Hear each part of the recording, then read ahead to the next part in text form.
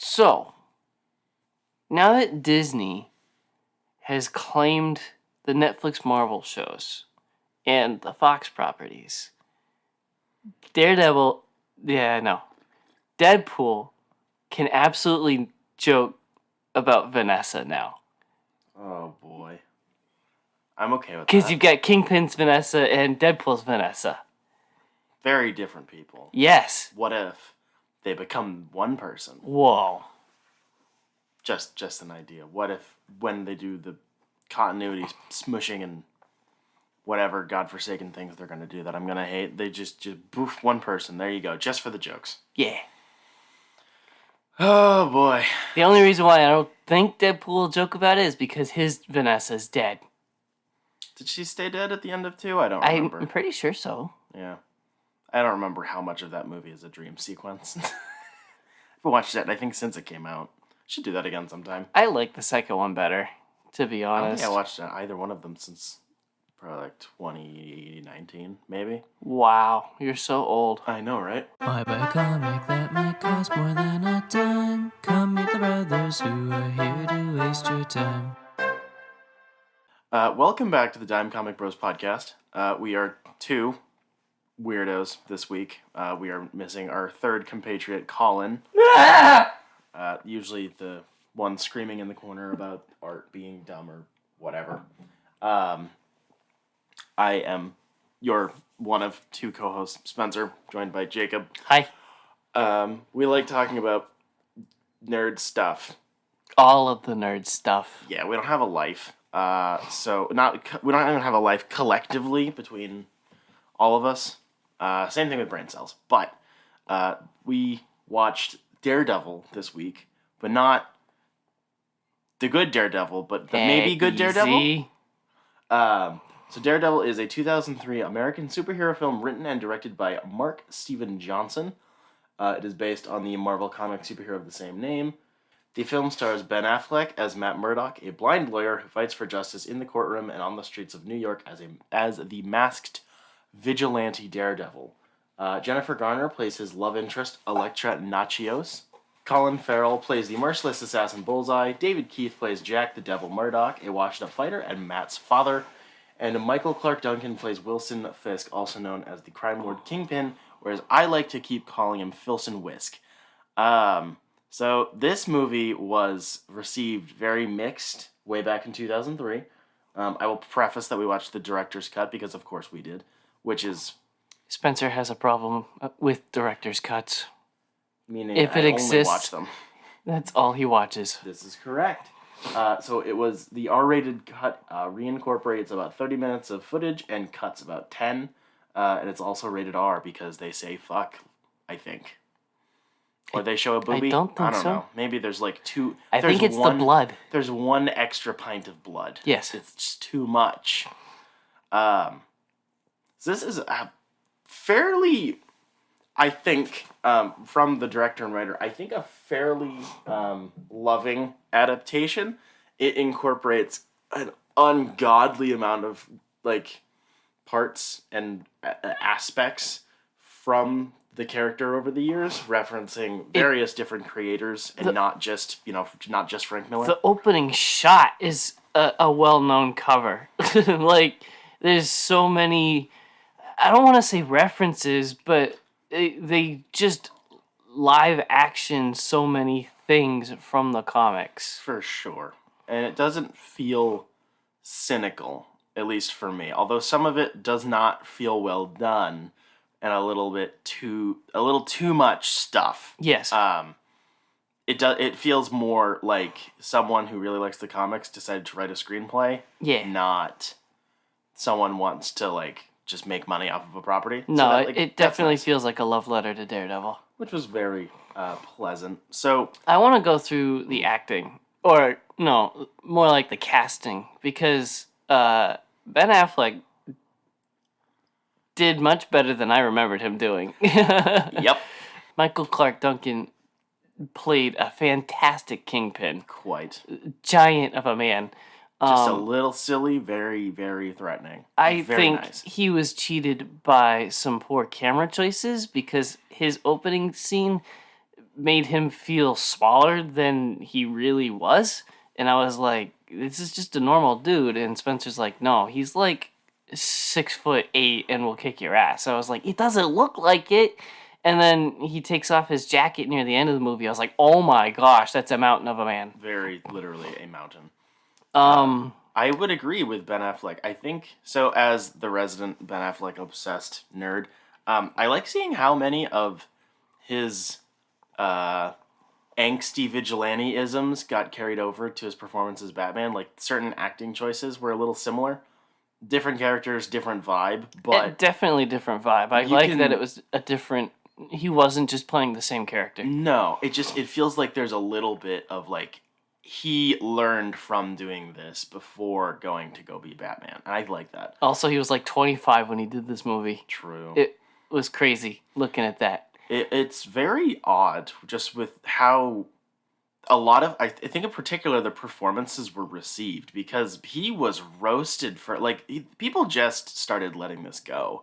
I think he got like a Razzie for it. It was insane. Weird. It's like good. It's not incredible, but like he's solid. Yeah, it's solid. Colin Farrell. He's having too much fun. It's amazing.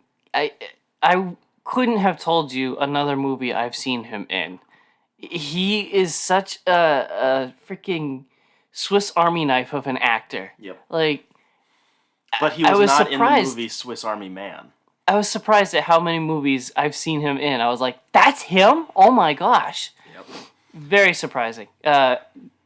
He is a bit goofy. Oh, for sure. He has a tattoo brand thing on his forehead. Yeah. The I was thinking more when he's going through the airport with I his love that. arms raised, like, yes, look at me, worship me. Oh, like, that was great. I liked the I don't know why I liked it, but there was like a rattlesnake noise whenever he moved his jacket. I don't understand why they would make that choice, but I liked it. after praising the casting, though, Jennifer Garner's kind of a rough choice to play Electric Nachos. I agree. So my big gripe, I think, with this movie in terms of general quality issues, I believe stems from either a misunderstanding of the character of Elektra or trying to turn her into something she's not. Because casting Jennifer Garner in a role for a woman who, in the original source material, is supposed to basically be the really hot ex that you shouldn't be with because she's toxic as hell, but you want to be because she's fun. And that's usually what she is in the comics, and she bounces back and forth. And then this character starts off like I'm not like other billionaires' daughters, you know, because she wears denim jackets and wants to get away from her bodyguards. Like she's like comes across like wholesome Jennifer Garner vibes, which is fine, I guess. But then when she's supposed to go fucking ballistic at the end of the movie to Evanescence in a very over-the-top suit-up sequence, which I love, it's not convincing. She doesn't seem angry or like vengeful. She looks like Jennifer Garner putting on black leather. Down, boy. Down. I don't think that was a good pick for the role for a whole host of reasons, and I think the rest of the movie's problems kind of stem out of that choice. Because I think Elektra as a love interest, in all of the Daredevil stuff I've ever read, she works well as one part of the equation. It's not just an Elektra love story. It has contrast with either another love interest or it's going over their previous backstory versus this one.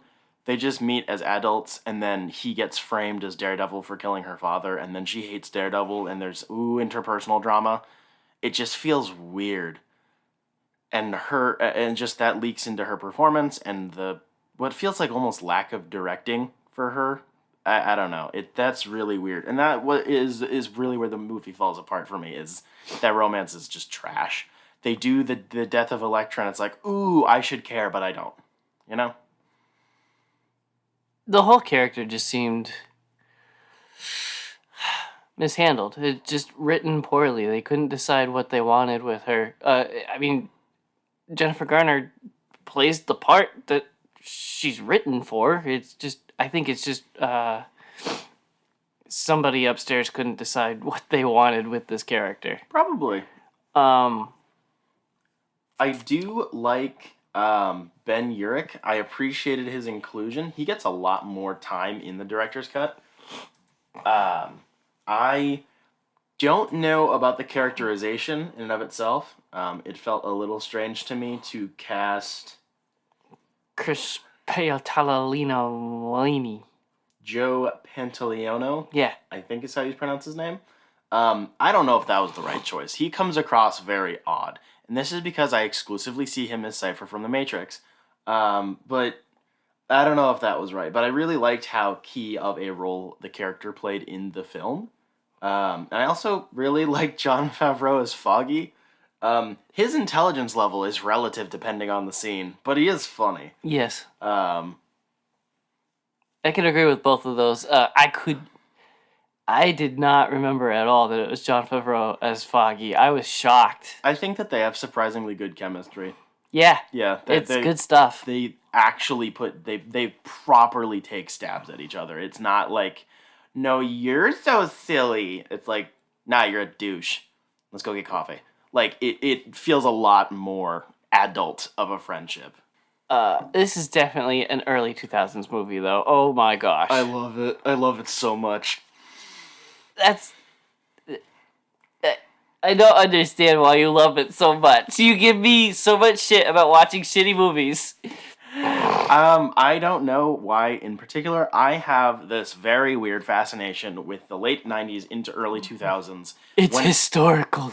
Well, that's around when I was born.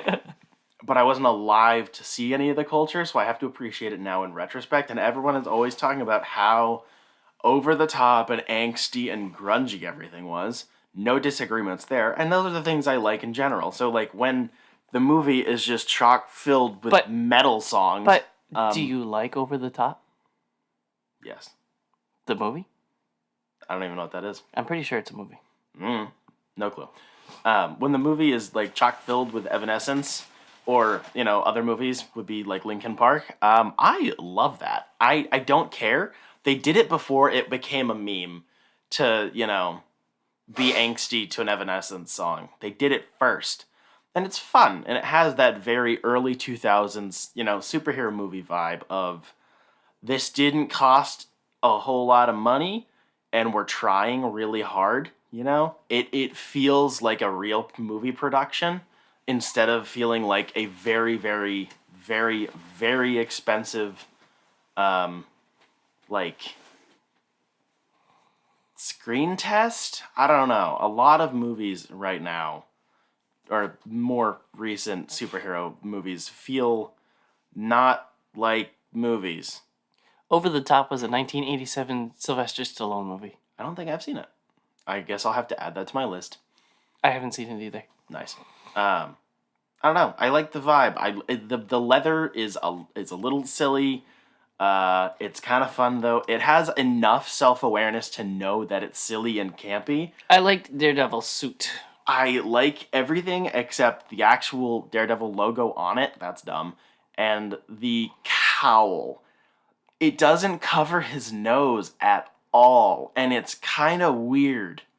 It gives him a funky head. His head ends up looking like two balls stacked on top of each other because the cowl compresses his hair and squeezes up against his eyes, and then it just leaves his entire bottom half out. It's really bizarre. It makes a decent silhouette, I guess, but when you look at him, like, why am I seeing up Ben Affleck's nose? This is weird. So the suit itself is fine. No real qualms. The baton utility baton thingy is great. I love that. It does do everything right out the gate. Just you twist this and you pull it. It's such a comic booky thing. Yeah. I think Colin was talking about Nightwing's baton being like that like 2 weeks ago. Last week. That sort of stuff is phenomenal. I was thinking about that as we were watching it. It was basically the same thing. I love that. I mean, I lost my mind when they did that in Daredevil Season 2. I was like, finally, we get the baton from the comics. I love that stuff. It's so funny and also really irresponsible of Matt Murdock to have his superhero weapon also be his walking around as a normal person walking stick. That is a very, very unwise choice. On the one hand, oh crap, maybe I need to go incognito right now and I need my walking cane. But dude, it's the same handle. Like, people are gonna find out. It's too obvious. You get tripped up on that, really. The general attention to detail, not necessarily in the writing for sure, but I think in like general set design and costuming was pretty solid. Like the amount of effort put into Daredevil's apartment and the various sorts of blind man shenanigans that go on in there was pretty cool. I like that Wilson Fisk had his cane thing. I do like Wilson Fisk with a cane, and he clearly needed it because man's got bad knees. Also, then Daredevil decides to kick out his knees, and that was disgusting. Yes, a big oof. That's nasty. I don't know, like the sensory deprivation tank for sleeping makes a lot of sense because he can't like drown out the noise otherwise. I like that. I like the little stuff, like folding his money in different directions. I think that's something that blind people might actually do. Absolutely. So like like little things like that were kind of cool. The fact that his apartment looks like crap, even though it's a really expensive big place, because he doesn't see it and he doesn't care, and the lights are always off. There's just little stuff like that is kind of nice. I genuinely like this movie. It's corny. It's over the top. You purchased the director's cut on Blu-ray for our viewing for did. $6? It was like $6 or $7 on Amazon. Brand spanking new. So worth it. Nice. I'm pretty sure I bought the double feature Daredevil and Elektra on DVD for like $10. One of these things A is long, not long like time the ago. other. It's a little bit of a historic moment. It's a little time capsule into the past, and I like that. It was basically watching it for the first time for me because I saw this in like 2008 before I got into any comics. Like, I didn't know anything about Daredevil. I was just like, ooh, superhero movie, let's go. So, the only thing I really remembered about this movie was the radar vision. That does look cool. Still holds up. That's a great effect. It's very cool. I liked how they decided to like compress everything in so he feels like the cars are like driving right over him. Like he's in the hospital room in the beginning, and then just a massive truck comes barreling through because this noise is so close. I really liked that. It requires him to actually like chill out for a second and try to like, he uses his batons a couple of times to like use his bat sense. It's really cool. Well, I don't have a transition for it, but let's talk about Moon Knight. Episode 2. Speaking of street level vigilantes with sticks. Does he have a stick though? Yeah, he gets the sticks at the end. He just pulls them out of his ass. Interesting. Yes, so in this episode of Moon Knight, we follow Steven in the aftermath of his toilet shenanigans. I will not be doing that accent again. The loo. He gets fired, big rip, and then he decides to follow up on a key that was next to the cell phone in his wall. Finds a storage unit, freaks out a little bit. Mark's like, Give me control. Khonshu. Give me control. And then Khonshu's like, oh, you're dumb. And then they get pursued. He gets kind of captured. He gets some lentil soup. They find his wife. His wife is like, I'm your wife. Steven's like, I'm okay with you being my wife, but I don't remember you being my wife. Yeah, that's a night in Vegas he does not remember. They do some fighting. He thinks that the suit that they keep referencing, the Moon Knight ceremonial suit of Khonshu, is a 3-piece white suit, and he becomes Mr. Knight, and it's really dorky, and I kind of love it. I really love it. It looks so good. It looks great. I appreciate that it's Steven, and that's his interpretation of what the suit is that they're talking about. So, and then Mark's like, what the fuck is this shit? What are you doing, you dumbass? They actually probably dropped the F-bomb, sort of. There's a Yes. huge scandal about that online right now, and Oh, I'm pretty massive sure scandals. nobody cares because it fits. Yeah. And then Khonshu is all, we're going to Egypt. And then he wakes up in Egypt. Yeah. Okay, so I have some thoughts. I have watched this episode twice. Only twice. Only twice. Wow. I know. The reveal of when Mark and Steven are talking in the storage unit, and Mark's like, "Oh, do you want to know the truth?" And Steve's like, "Yeah, no shit." I didn't know whether we were supposed to find it to be a comedic reveal or if it was supposed to be serious, because Mark is like, "I serve Khonshu. I'm his avatar.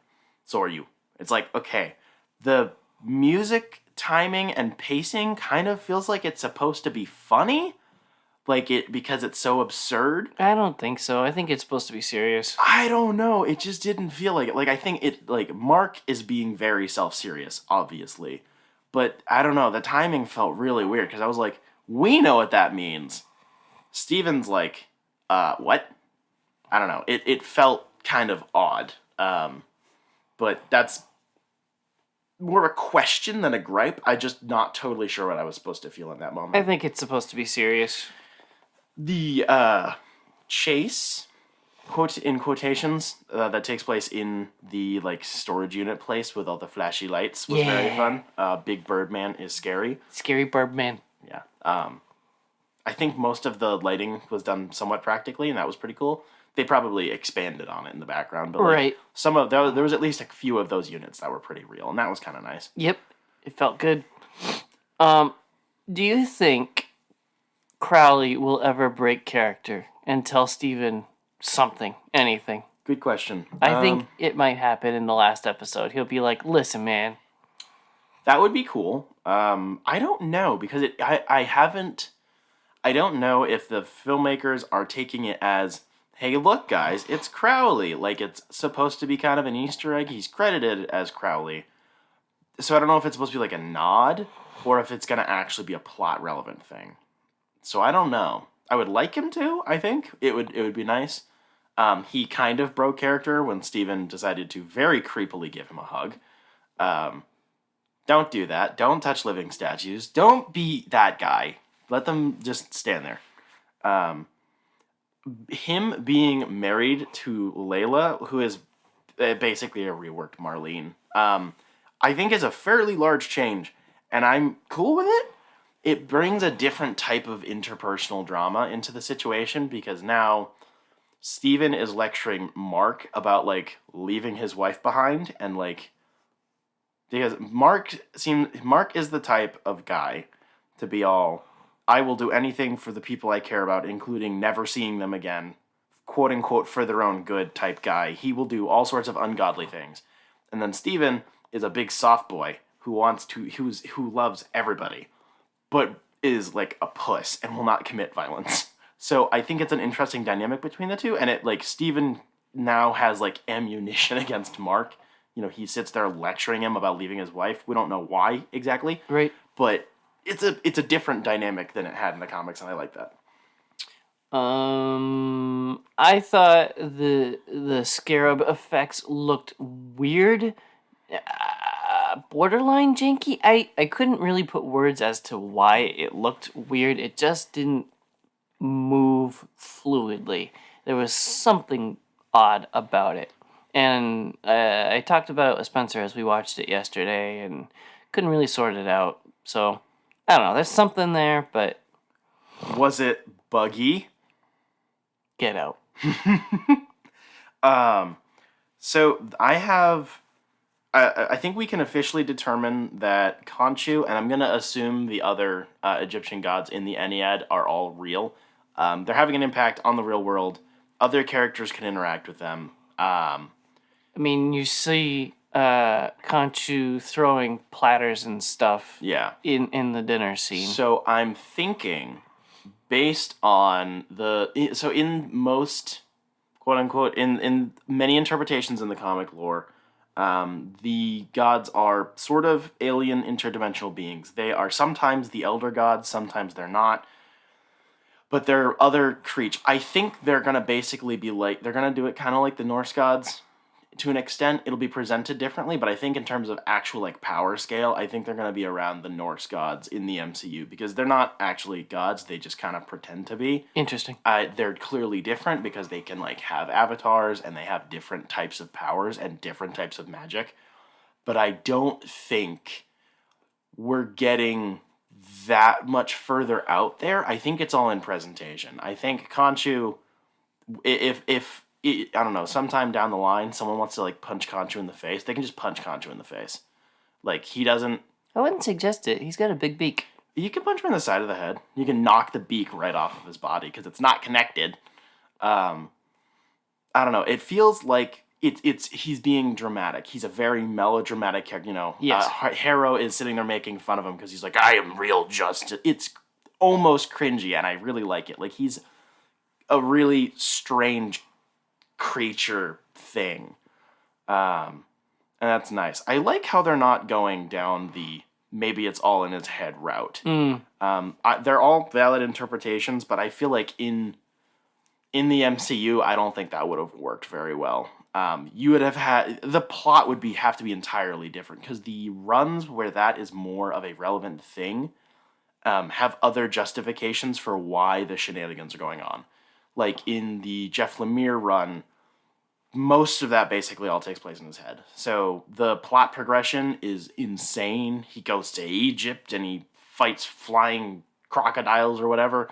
Like that all takes place in like a fictional world in his brain. So that makes sense. And the 2014-15 anthology series, most of those magical incidents can be explained from other things. Like there's a dead guy in the floor with magic shrooms in his brain or like whatever. There's other reasons for why Mark could be communicating, quote unquote, with a maybe being that doesn't exist. I don't know. The only thing I have to counter that is the security cam footage from him wrecking the loo. There's definitely one shot after all of the action where it's Mark Spector looking at the camera and I he's like that. not in his Moon Knight garb. So I dig that. is that, after he's been Moon Knight and now it's Mark Spector again, or is that just the whole fight was in his head? I don't know. I think based on if you compare that with the fight at the end of this episode with another Jackal, the civilians can see Steven as Mr. Knight. Right. The suit is magic, quote unquote magic, because he just summoned it out of nowhere, but they can see it. They can't see the Jackal, but the Jackal does physically exist. It displaces things. It smacks Layla around like a good domestic abuser. It picks up Moon Knight and throws him. Yeah, it can't be seen all the time. It's got some weird invisibility stuff going on. Oh, that's right. Layla threw water on him or something so that she could see him. Yeah, I think they may be planting the seeds for some sort of magical justification for why all of these mystical things have been they've stayed hidden for so long. Because if Arthur Harrow was a previous Moon Knight, that probably would have been like a decade prior. Like that would have been a while back. At the very least. Yeah. So all of these things happening, we're putting so many things before Iron Man, all of these things before the world got used to weird shit happening. So I think they might be kind of future-proofing it, of being like, well, some types of magic are just invisible to non-magic people or whatever. Just kind of lame, but I get why they do it. It just makes life easier for them. The last scene, not the last scene, the second to last scene that takes place on a weird like public stage or whatever, with Mark and Steven communicating through mirrors and Khonshu standing there. I really liked that little exchange. It was actually tense, which is something this show hasn't totally gotten to yet, is actually having tension between their interactions. And it progressed the character development a lot. True. It also gives we finally get to see Mark be Mark, and it actually like lets us see how his personality works, not just him in reflections being passive aggressive. He's kind of fucking crazy. Kind of? Only kind of. And I appreciated that. And then the actual last scene in Egypt was pretty cool. And then we can canonically confirm Mark Spector is Jewish because he has a Star of David around his neck. So they're not ignoring that part. That's cool. Wow. I'm looking forward to the next episode. Oh, yeah. Oh, yeah? There's only 6 episodes, right? Yes, they are marketing it as an event, not a series. Which That's is weird. very weird. I think they want to just put him in the background of other shows, which would be weird. That's But too bad because I really like this. Yes. This is... I think If this keeps going the way it is, this will be the best Disney Plus show. definitely. There are definitely gripes to be had, but I think it's continuing to progress in a way that's making me care about them less. It's very much so its own interpretation. The people writing it and directing it clearly know the Moon Knight lore, Yeah. and they just are choosing to just do weird shit with it, and I'm much more on board with... I disagree with your creative decision, but I understand why you'd want to do it more so than... And it's not... like hollowly going through the motions. Yeah, and it's not a bad choice. No. It's a viable option. So... Where is Jake? So something else that we watched. We watched. We watched a lot of things this weekend. Yeah, it's been a busy weekend. Which one are you going to choose? We're not talking about that one. Oh, come on! I will do happy hour drunk by myself before I talk about Spider-Man No Way Home. So we watched Morbius. Just for anybody's knowledge, I kidnapped Spencer and brought him to a free showing of No Way Home. He did not give Sony or Marvel or Disney or anybody any kind of money, and he finally saw it. So now all of his opinions are justified because he's seen it. Ah! I am always justified in my opinions. Yeah, okay. We watched Morbius. Yeah, Morbius, the Vampire Man movie. Yeah. That finally came out. It wasn't all a meme. Colin was wrong. The movie did actually come out on April 1st. I have seen it twice, and this is a thing. I hesitate to call it a movie. I think it's a movie. I think, well, technically it is a movie. It is a But I movie. think it's not very... There are credits at the end. It's not really a movie in the way that it's presented. The plot and scene-to-scene transitions are so weird. This movie feels... I read one description of this online, and I think it sticks. It's 2/3 80s gay romance movie, and then 1/3 missing footage. This thing was kind of hacked to... I don't think there's some perfect movie under here. Don't get that impression. But this movie was definitely re-edited 1,000 times over. Yeah, and then something was lost in translation. Yeah, if it was ever there. I liked it when I walked out of the theater. I was like, that was better than both Venoms. But after having thought about it more and listening to other opinions and some recaps and stuff, I've realized that it was a really boring movie. That I was just lost in the ideas presented and where they should have led to and were never followed up on. There's a lot of things brought in or mentioned or set up, and it's like, yeah, do that. And then there's no payoff at all. There's a lot of talking. And Lots of voiceover, too. there's a lot of moody lighting and But bad. Morbius just standing there looking sinister, maybe?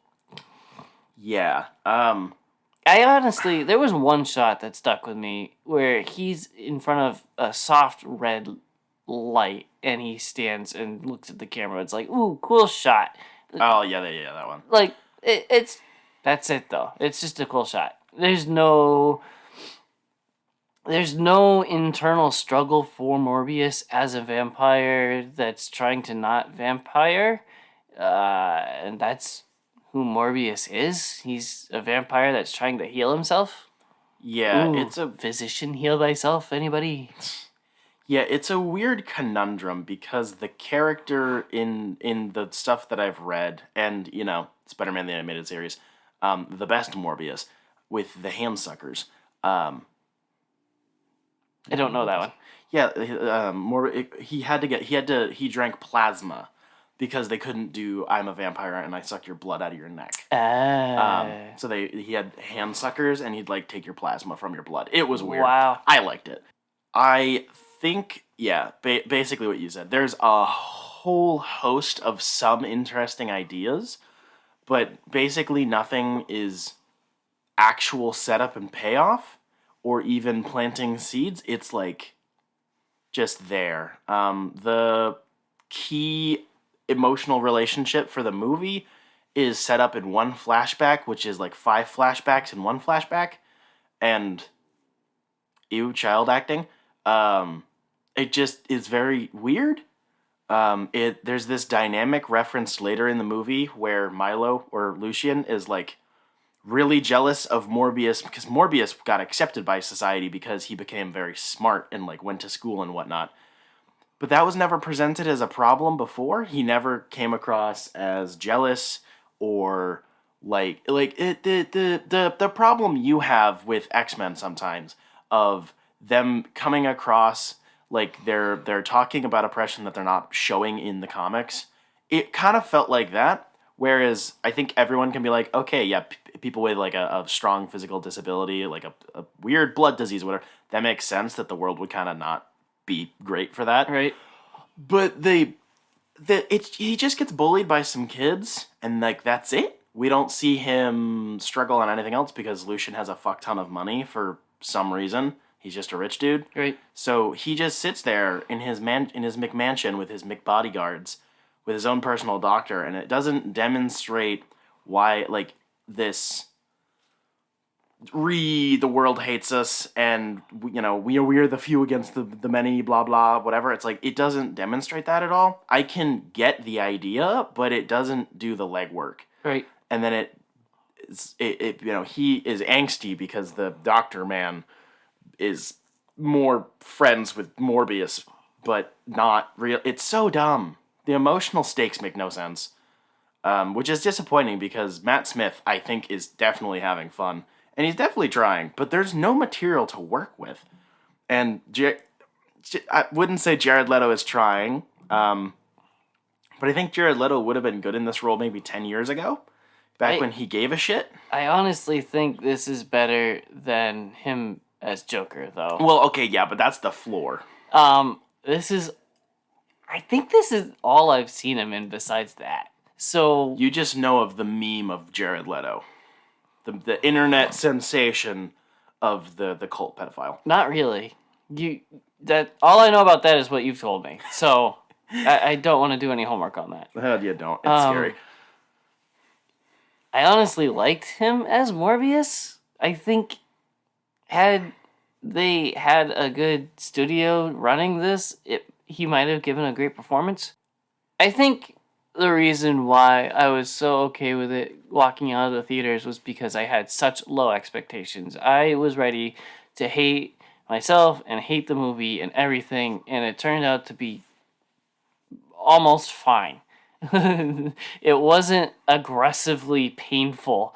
It was just, it didn't go anywhere. It just wallowed in itself. True. Yeah. It sounds like people are kind of annoyed with the self-serious tone. That was one of the reasons I enjoyed it. Yeah. Because it doesn't earn its serious nature at all. But it's better than being... The moments where this movie shows any self-awareness and he's like, yeah, I bet him. It's like, oh, please, shoot me now. This is unfunny.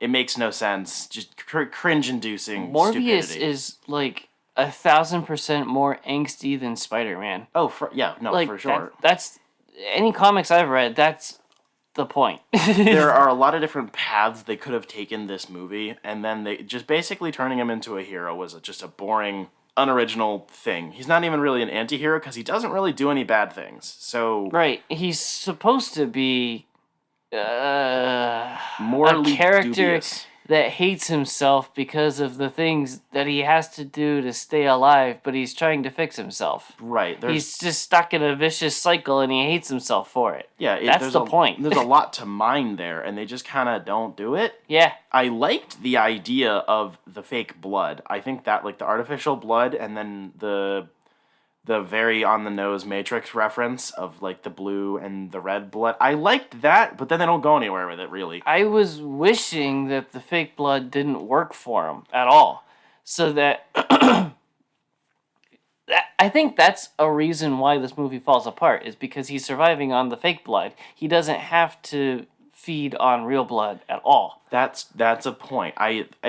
I think it was designed to be a sort of ticking clock for the movie, but they don't really display it enough for it to work. Because Lucian is feeding off real blood, and that's supposedly why he goes evil faster, is like, yeah, this shit's good, you should be drinking this stuff instead. And Morbius is like, no, blue is good.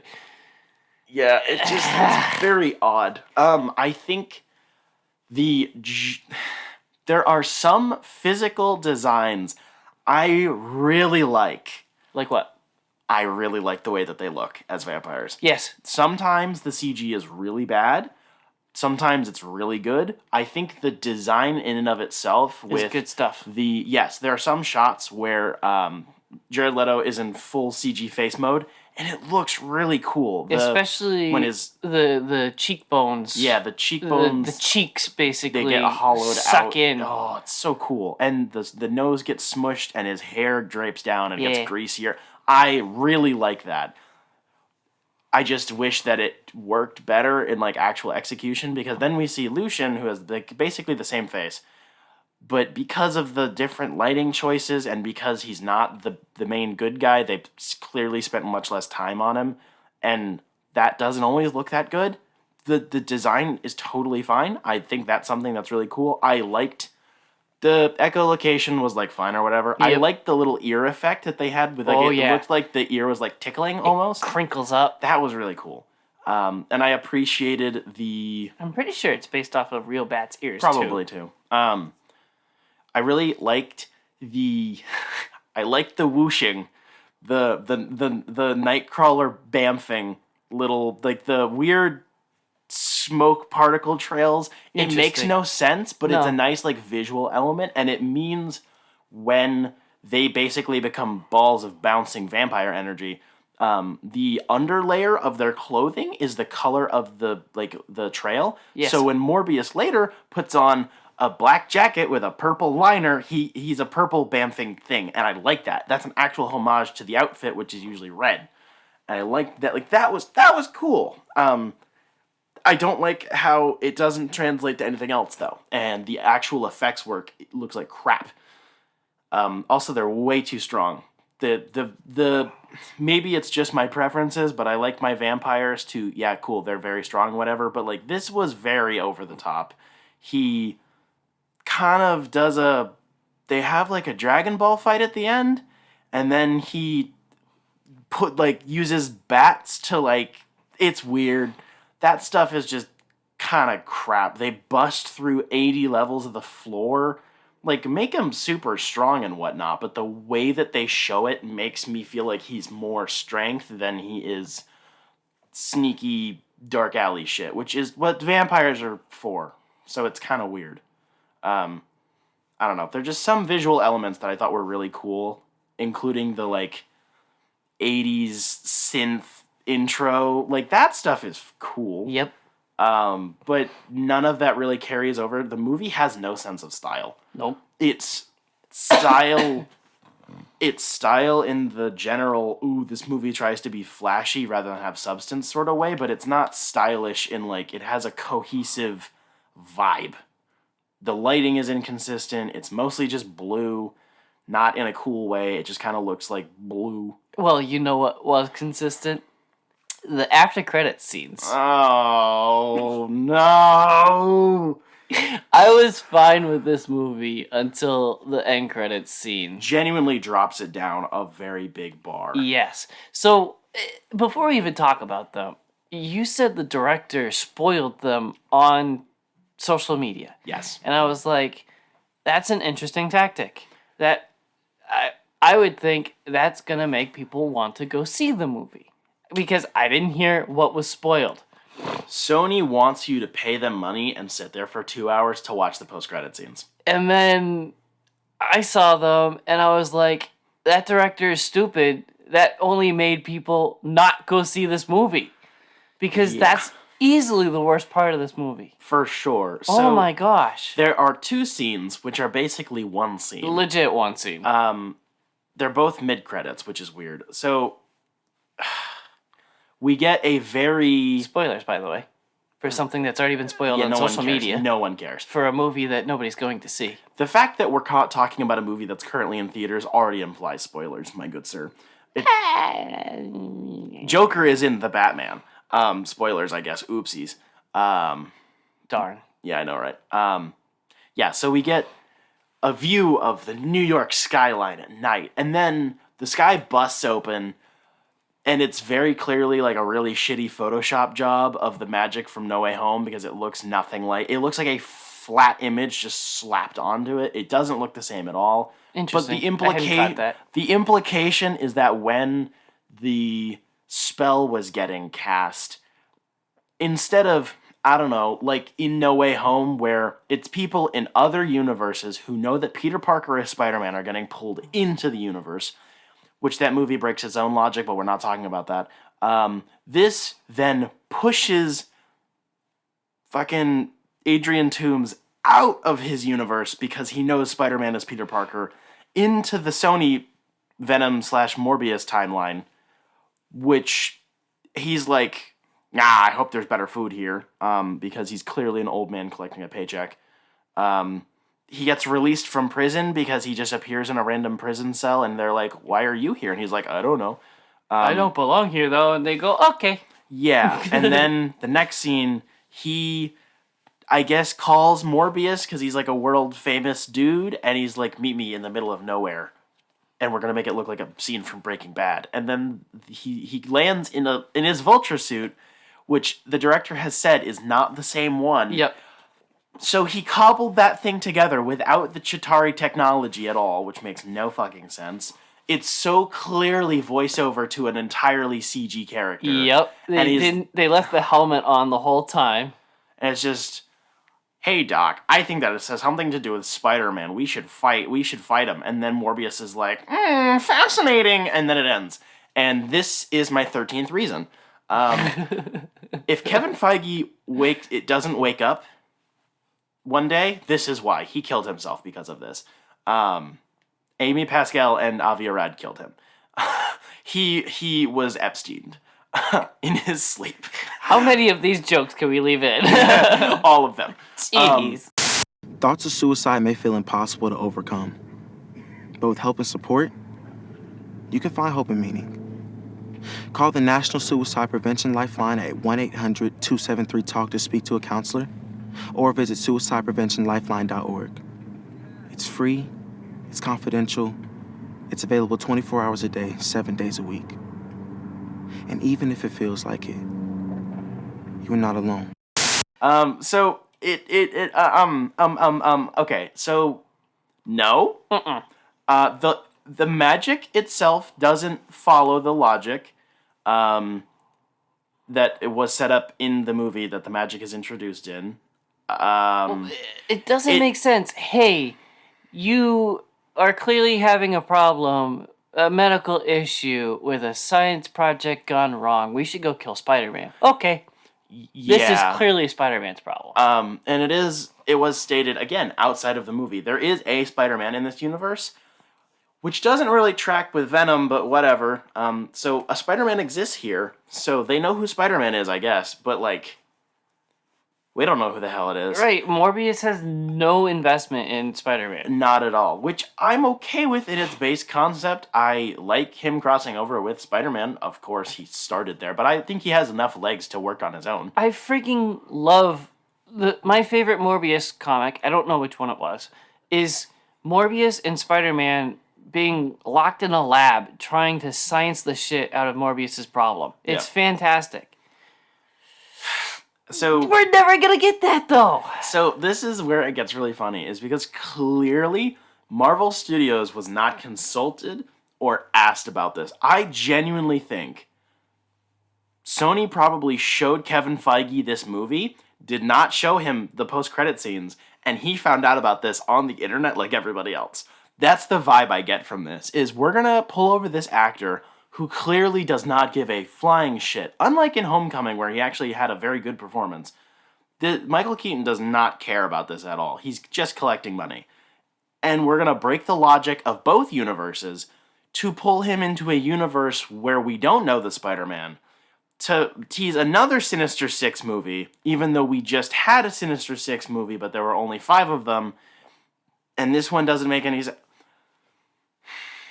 And then they leave him there. So this character from the MCU just got yeeted into another universe without our Spider-Man.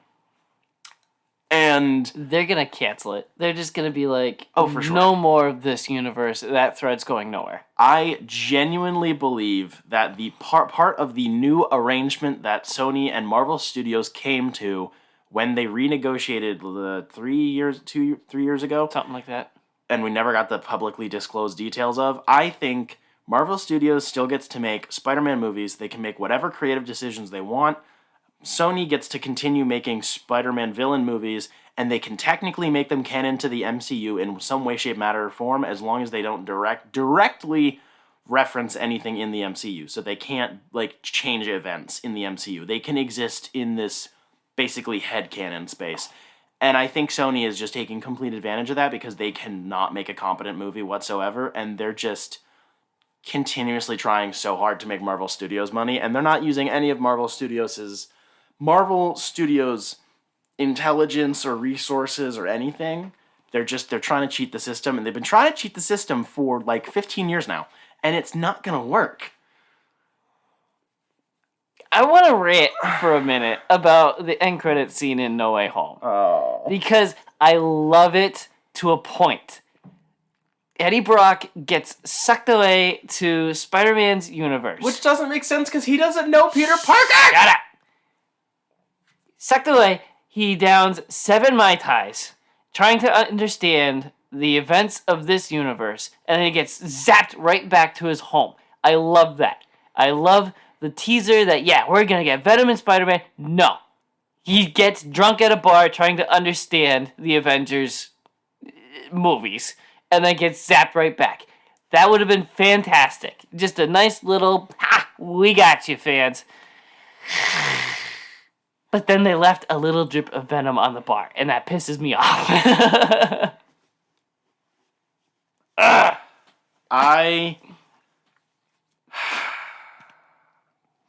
I was very much so genuinely hoping that this movie, if you can call it a movie, Morbius. Yes, would have been its own thing.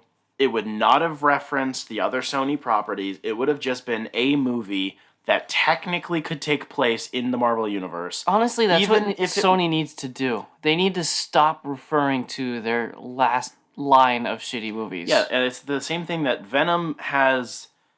It clearly goes out of its way to sort of try to ham-fist itself into the MCU, even though it, again, doesn't even make sense because this is the first time they've had aliens, but it's like 2015 or whatever. Right.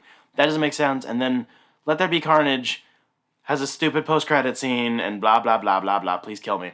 And then Morbius references Venom multiple times. The offhanded, oh, hey, that thing in San Francisco was, like, fine. But then he's like, Venom, to scare some counterfeiter. He just randomly finds counterfeiters because he needs their lab. That's absolutely insane, but we're not talking about that. And that reference was dumb, and we just have the Daily Bugle continuing to exist, but it's the Sam Raimi movie logo, but this is not the Raimi universe, or probably the TASM universe, and whatever. Just, if you want to do it, make a movie about a character.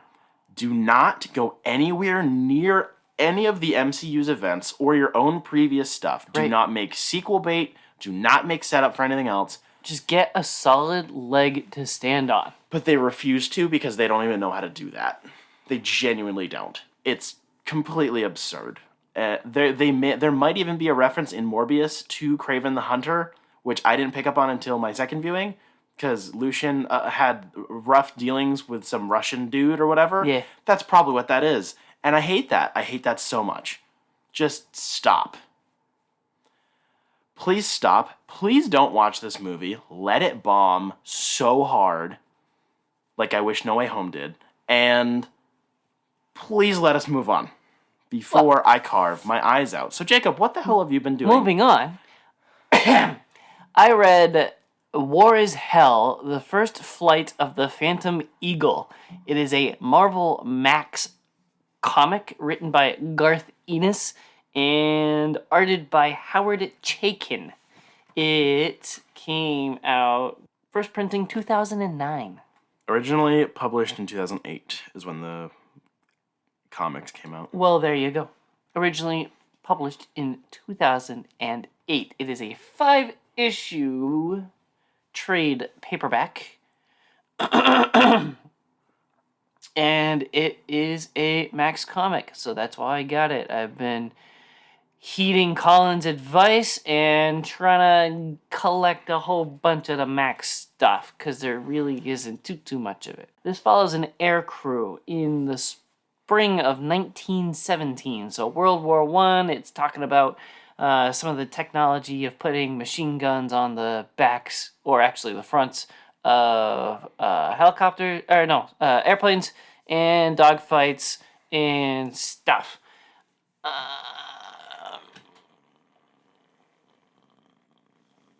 This was a rough book to read. It's very, very short. It took me about an hour. The writing is really, really rough. There's a lot of British people all being British at each other, and there's so many terms and phrases. I read most of this going, I have no idea what they're saying. There's a running joke where they prank new guys with. I don't understand the joke at all. I am a little scared to say it on air because it might be a Max thing, but I just don't get it. It happened 3 times, and every time I'm like, I don't know what's going on. There's blood, there's gore, that's great. Booba? Not Booba, but the main character bangs a chick and then gets an STD from it. That's a plot line. That's basically this book. It's just the air crew is fighting dogfights and losing men, and war is bad. Spoilers for a comic nobody's heard of. The lead character crashes down in no man's land, the no man's zone, because it was trench warfare, and they're both like kind of chilling, trying to figure out how to get out, and the buddy is hurt, and he's like, man, I'm not gonna make it out. You should tell me your story and these weird things about you that you haven't told anybody, but we all just assumed you were a good guy. So he does that, and then the buddy dies, and the main character walks towards his own guys in the no man's land, and they're like, shoot him, and he dies. Wow. Kill. Bruv. This book sounds right shit, bruv. It's just weird. It doesn't set itself up. I don't understand why it was made. Besides, we need a World War I story that's violent. Make it a Max comic. Wow. It kind of sounds like shit. Kind of. I cannot talk today. Cover price is $20. That is what I paid for it. 5 would be a good price. Damn, I'd bro. suggest 5. Wow. 10 That's if you're clearance rack collecting Max comics. Damn. That sucks. But I was excited because I found this and 2 other Max lines at Stairway to Heaven Comics in downtown Newington. It is downtown Newington. New Hampshire. So shout out to them. They were super helpful finding all kinds of stuff. I spent like 2 hours there. Yeah. At least. Trying to track down... Because I was flicking through so many boxes of single issues. And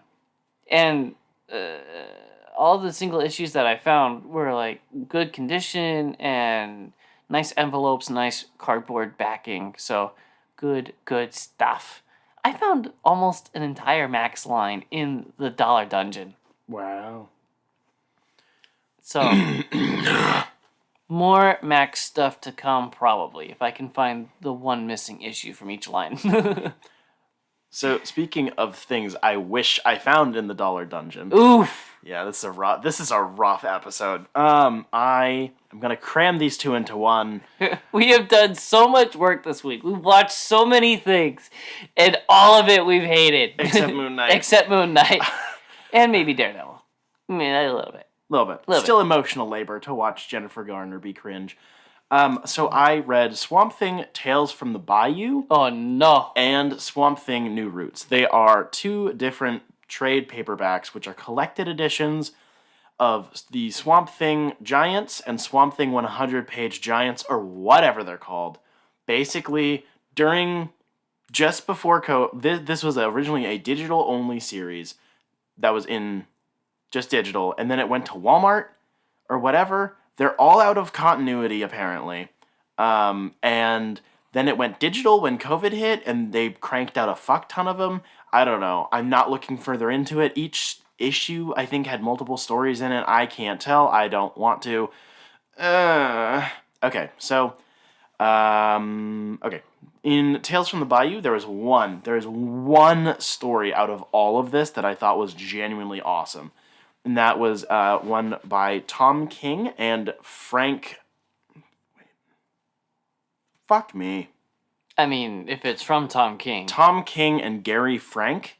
Basically, Swamp Thing finds this girl just chilling in the middle of winter and is like, hey, we're gonna like save you. And then it basically turns into this infinite loop of him slowly dying because there's no green around. And then it turns out that the thing that's making the winter is the child. So he has to kill the child. It's very weird and very sad. It's rough. The art is gorgeous. It's Gary Frank. He's a god. Weird. So the fact that this was all like kind of Walmart exclusive or the internet, it's so bizarre. It doesn't make sense. And then Tales from the Bayou in particular is just super random in the first half. There are like 5 or 6 different unconnected stories with different creative teams that don't go anywhere. And then the second half are all written by Tim Seeley. They're kind of episodic adventures with Swamp Thing, and then what's his name? Dr. Woodrew's daughter, basically. So Woodrew's dead, and she doesn't know that Swamp Thing is one that killed him. It's weird, but she becomes... I don't know if it's romantic or not. They're friends, I think. And they like go on adventures, and they are finding various different new creatures, and there are different artists in the different issues. They all pick up at random places. I don't get it. I wish I got it. And New Roots has a arc from Mark Russell, with illustrations by, I believe, all of it done with Marco Santucci. It was absolute schlock. I'm usually the one who's like, yeah, I love the boring stories about Megacorp bad. They do bad experiments and kill people and whatever. And this was so bad. They involve the Pentagon, and Swamp Thing kills a lot of people, but then he doesn't kill people, and they hire a voodoo lady, but she betrays Swamp Thing. It's so fucking schlocky. The art was fine, but oh my gosh. Okay, and then there was a story about the spirit of murder, which is weird. Basically, Swamp Thing finds the spirit of the man who planted the bomb that killed him. So there are so many things that coalesced in his original death. It's insane. It was there was like a mega company that wanted to kill him because he was being too smart and like making stuff that wouldn't make money or whatever. They hired a dude to plant a bomb. He died. Anton Arcane was there in most interpretation. It's fucking weird. But the idea of him putting this spirit to rest and forgiving the man who planted the bomb because he like needed money or whatever, it was kind of cool. It was really drawn out over multiple issues, and that was very bizarre. Genuinely, it took me like 3 weeks to read both of these. They're tiny trades that collect a fuck ton of really small issues, but none of it makes any sense. I do not want to open these again. I would pay a large amount of money just to own the specific issue that has the Tom King and Gary Frank story in it, and only that. Because the rest of this is mid to pure garbage. Both of these were $17. I bought one at Amazon and one at Jetpack. Maybe if you're trying to go through everything Swamp Thing ever because you're like me and have problems, or just get the specific issues you like, if you can find them anywhere, because this is clearance rack at best. Well, that reminds me of something that I wanted to talk about from Daredevil. He clearly kills a dude by throwing him on the rails of a subway in the opening of the movie. And then the end of the movie, he fights Kingpin and is like about to kill him, but doesn't because he's a hero. Yes. That's Daredevil's arc, is choosing to not kill people. Wow. That bothers me. So anyway, I read Spawn, technically the third collection of, like if you bought the third trade paperback collecting issues 21 through 30. It's been a while since I've read Spawn. I would say, 6 months since I reviewed the last one, maybe. And I must say it was a little difficult picking it back up. The story is very tightly knit in itself. And to prove that point, the first issue 20, I think it was issue 20. I forget how it's split up. If it's, 19, my gosh, 10 to 19 or 11 to 20. Either way, the first issue that I read had 7 callbacks to previous issues. That's of a few. Spawn. And that's basically how every issue was. It had so little going on in the story, and every time they referred to anything that happened previously, they had to give you which issue that happened in. Ugh. There I'm sure were that was a nightmare for the editors. several pages with multiple callback blocks. It was kind of frustrating because not a whole lot happened in this collection. Like, Spawn's brooding. Wow, Spawn is brooding? And posing. Gotta make them action figures, buddy. And every once in a while, a bad guy will send a big bad guy to Spawn's area, and Spawn will be like, no, this is mine. And beat him up, and then he'll brood again. Wow. I was pretty bored reading this. I got up to issue 29, and that's where I had to stop. I had 2 issues of the collection, I believe, left, because issue 29 picks up after Angela 1 through 3. So, this collection was right about the time that Image Comics started making spin-off stories. So that whole thing with Neil Gaiman. Whew. Near the beginning of this, whatever story arc that this trade paperback would have started with, there's a Violator run, I believe that had 6 issues. going on in the background, and the bad guy that was sending other bad guys to go get Spawn was always like, how are you guys doing? And they're like, Spawn's kicking our ass. He's like, well, do better. Send another bad guy. I've got something else to deal with. And it would say, read Violator, number 1. That happened many times. But by issue 29, it literally picks up with a scene from Angela 3. So I stopped reading and I watched an hour-and-a-half long video of a couple of guys on YouTube that I've never even heard of, but they did a great video going through Angela 1 through 3. And turns out not a whole lot happens. Angela's put on trial by the angelic hosts because of reasons, and she fights Spawn for some reason, and that's where we find Spawn in Spawn 29. I'm kind of oversimplifying, but not really. Like, it's amazing how little happens in these comics. There's a lot of words and not a whole lot happening. But it looks cool. Toys. I bought the compendium for $50, so be prepared for more Spawn content, I guess. Spoon content. Have you watched the, I think it was 90s cartoon? Or early 2000s? I watched the first 3 episodes, and it was literally what the comics did. Yes. And I was like, well, I don't want to spoil the actual comics, so That's I fair. stopped watching it. But I did really, really appreciate the cartoon. It was good stuff.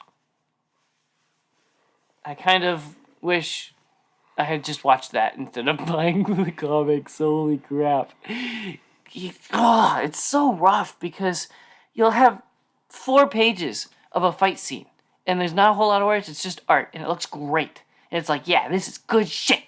And then you'll turn the page, and there's just the freaking bad CIA guy sitting in a dark office, and a freaking novel's worth of page text on the page. And it's like, oh my gosh, it takes 10 minutes to read this one page because there's so many words on it, and I feel like Colin.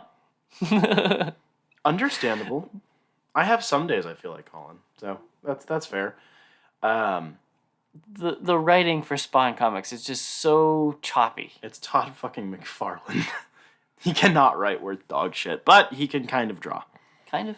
Kind of sometimes. Sometimes it's bad. Sometimes it's amazing. The 2 knuckleheads I found on YouTube said that they directly called out the issues I had just read, and they were like, this is where Todd McFarlane stopped drawing and pawned it off to somebody else because he was doing other things.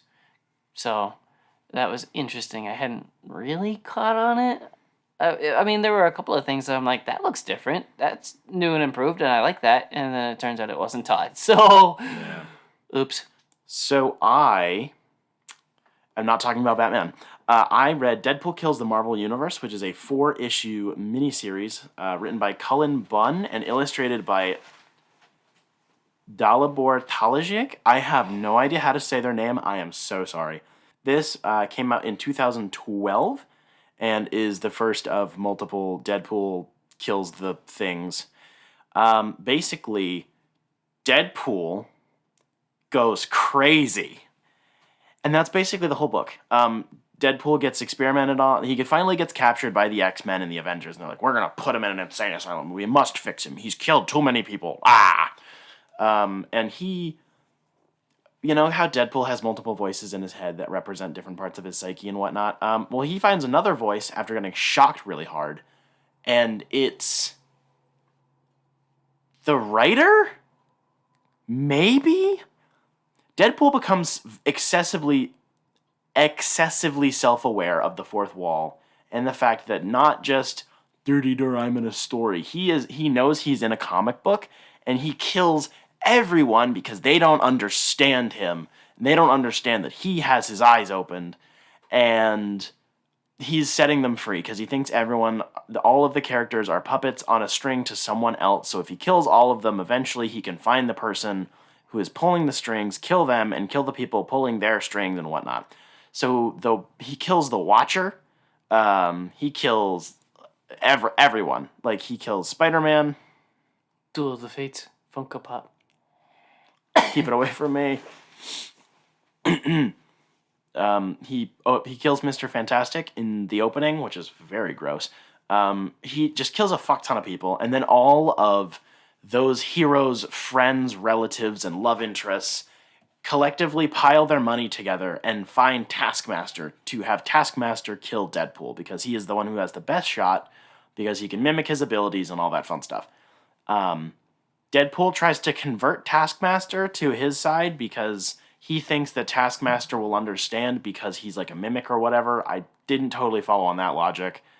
He ends up killing him with the Man-Thing, which is a character who you think is a Swamp Thing ripoff, but he's really not. He might have even come first. I genuinely don't know. It comes in 3 pieces That's shit. that sticks together. That's It looks cool. $100. Yep. Fuck you. Yep. That's asinine. It looks nice put together. I guess. The Funko aesthetic is so worn out on me now. Yeah, like true story. it's cool for some things. Yep. And then Deadpool travels through various different universes and kills many different Deadpools doing Deadpool things. There's like a Deadpool George Washington or whatever. He like swims through this weird portal world, and then he finds the writers and artists of the book, and he's about to kill them, and then the book ends.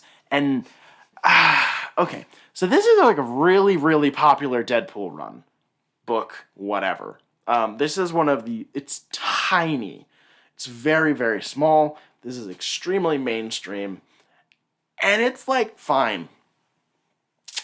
Yep. The art is inconsistent. I don't not like the aesthetic. I really like the cover work, but the as usual, the interior does not look like the cover. It's fine. Some of the character designs are fairly bog standard. This is just supposed to be some random universe where Deadpool goes fucking crazy, or he becomes sane like he's super sane like the Joker. Nah. And he just kills people that look like our versions of these characters and whatnot.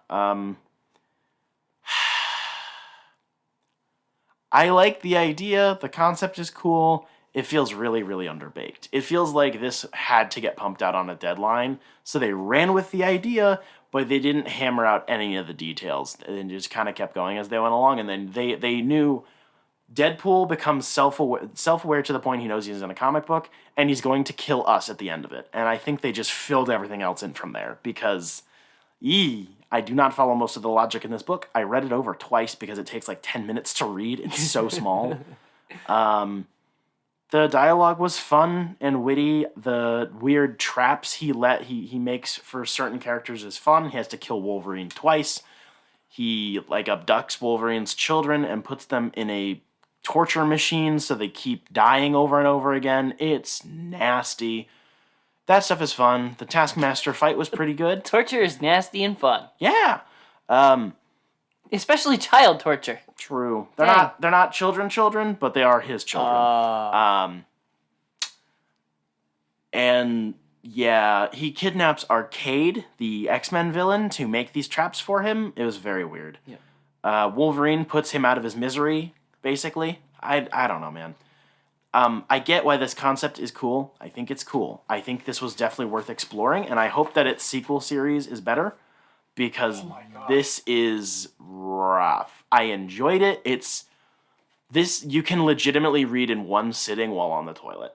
It's so fast. I love that we use that as a standard. Oh, absolutely. This book was 1 shits long, as opposed to my other talking point, which was 4 shits long. Yeah. I don't know. I read this at work when I had to go in to cover. I just needed something quick to bring with me because I knew I was going to be bored, and it's like fine. And that's really it. I'll probably read it again. There are some aspects of certain designs I like. I like Deadpool having like a weird hood collar thingy, but I don't know. I picked this up for $4. Nice. Used at a Bull Moose. Perfect.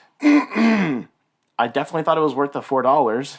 I hope I can find its sequel for the same price, because I don't want to I take didn't know there was a sequel. Yeah, I think it's Deadpool Kills the Marvel Universe Again. Really? Or something like that. There are multiple kind of sequels. That's a rough looking Hulk. Hulk is hard to do, man. Most people draw the Hulk to look like shit. Ugh. Yeah, it's like fine. The covers are nice. that's really it. So thank you for torturing yourself along with us as we did torture to ourselves by watching a lot of mediocre things. A big thank you to our patron, Jeff Lawrence. Jeff helps keep the lights on here, and he has been with us for a very, very long time. He has leveled up to patron saint, for sure. This is true. He is our new patron saint, or as Colin would say, the patron saint taint. He is Saint Taint. A big thank you. If you want to become a patron, help keep this show running, help us upgrade our merch and stuff. Every once in a while, you can get all of our stickers for free. Like I've been saying for a while now, we are getting bookmarks working out. That may be at the beginning of season 3. Colin is still working on it. But you can get stickers, more stickers. We will shout you out every episode. We may or may not have Q&As every once in a while for certain episodes. So we'll interact with you on Patreon and on social media for sure. You get our first attention. Our first priority of attention. I'm so stupid and can't speak. You can also get a sketch of the episode topic done by Colin. So say you came on board for this episode, Colin would need to do a sketch of the 2003 Daredevil movie for you, and you would get it in the mail. It would be very cool because Colin is cool and does lots of art stuff. It is very cool. Colin does great art. I loved that idea when we came up with that. I think that was Colin's idea. That was great. I think I completely missed that. That changed, and I was not aware of it. But Dude, I really like it. It was originally going to be like a thing of your choosing, but then Colin wanted to be able to, like, in theory, do a lot more of them if need be. So it became a whatever the nearest main topic was. So he does different art stuff, which is cool. Excellent. You also get exclusive clips and segments. Every once in a while, we go on some weird random tangent that we need to cut out of the main episode. That gets put up on Patreon. Sometimes we say things that are very, very, very edgy. Those also go on Patreon. Well, depending on how edgy. Depends. You also get an exclusive segment / podcast, Dime Comic Bros Happy Hour, which happens every week. That is uploaded... Most weeks. Most weeks. I will be doing it myself this episode while I sit there with coffee and do nothing but rant. So this is going to be spicy. So make sure that you tune in and pay us to listen to me rant. A big thank you to our partners over at Jetpack Comics and Games in downtown Rochester, New Hampshire. I legitimately go in once a week. Maybe every 2 weeks, but all the time. They pull all of the DC books I want to get. They're going to have to start pulling Moon Knight whenever that comes out because I'm going to get on board to the concurrent run like a psychopath. Like a po' boy. Yeah. They've been really, really helpful in terms of the Beyond the White Knight launch. There was a lot of confusion around all of that stuff, so they were really, really helpful. They have an in with Sean Murphy because he's friends with Ralph, the owner of Jetpack. That's public knowledge. I'm allowed to say that. So that was really cool. So big thank you to them for being really cool about helping people out and answering all sorts of weird, silly goober questions, and Rich for randomly putting up with me going, so what do you think about this thing? And then I ask him to give me 10 minutes of monologuing.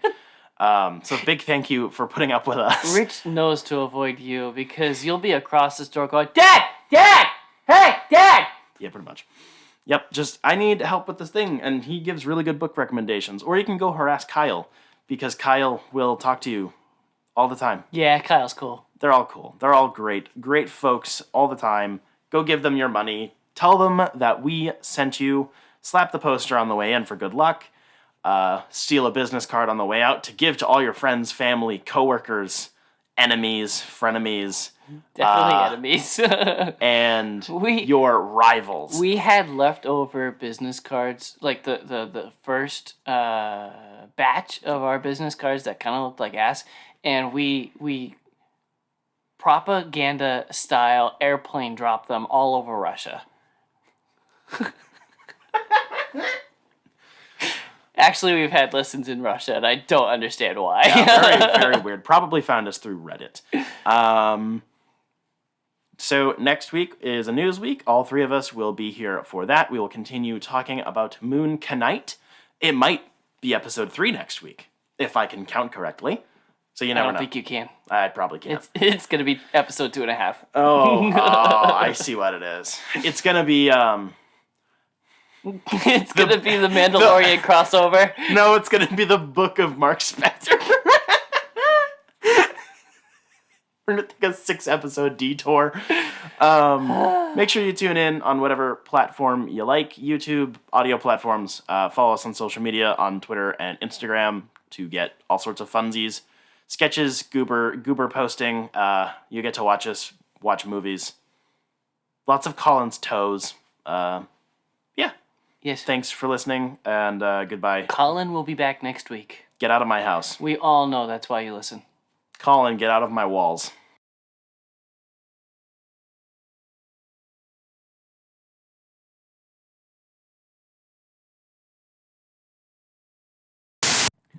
Mama makes me munch my M&Ms. I'm gonna make you munch on your fucking carpet. My own? Yes. Wow. Mama makes me munch my M&Ms. Balls. Sorry. Got rub the nose. Jacob is blowing your mom. Can you link me that video so I can put it in the description? Well, I just called them knuckleheads, so... We call each other dipshits all the time. It's not. Yeah, but I don't want to be rude to other YouTubers, especially comic YouTubers. it seems like a friendly knucklehead. All right, fine. I like linking stuff. Not like anyone's gonna pay any attention. It feels good. You don't have to do it right now.